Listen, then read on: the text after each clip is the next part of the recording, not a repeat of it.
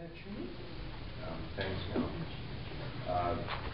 My printed report appeared in the newsletter, and for those of you who have read it, I don't intend to repeat it because it's rather long.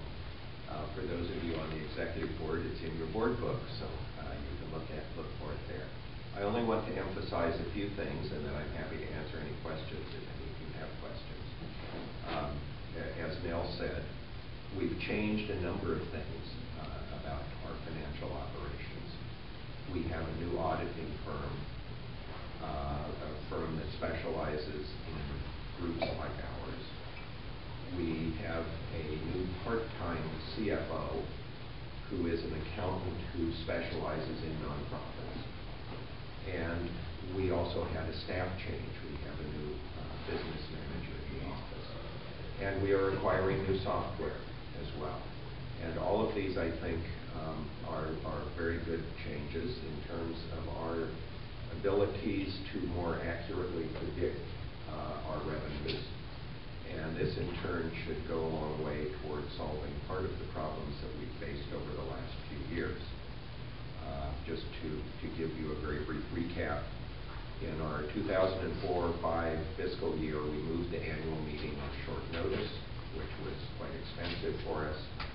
But then in the following two fiscal years, our revenues fell significantly short of our projections, largely due to a failure to realize the membership gains that we had projected. So that we went 3 years in a row with deficits. It does look now as if we have turned the corner successfully on that, so that we're 2/3 of the way through this fiscal year, and we are pretty much running as expected in terms of projections. We don't owe anything to Indiana University for the first time in a very long time, and we're all very relieved and pleased about that situation. And I also have the sense that the experience of the last few years has been a very sobering one for the executive board, and that as a consequence, I hope the executive board is going to continue to look very carefully at the budget every year to make sure that our revenue projections are realistic and that we will not find ourselves in the future in the situation that we've been in the last few years.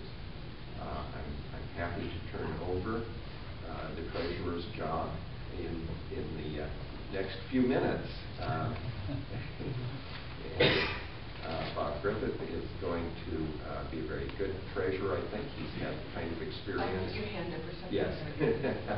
He's had experience with budgets, and he's been well briefed on what to expect. So thank you, Bob. And that concludes my report, unless any of you have questions. Yes.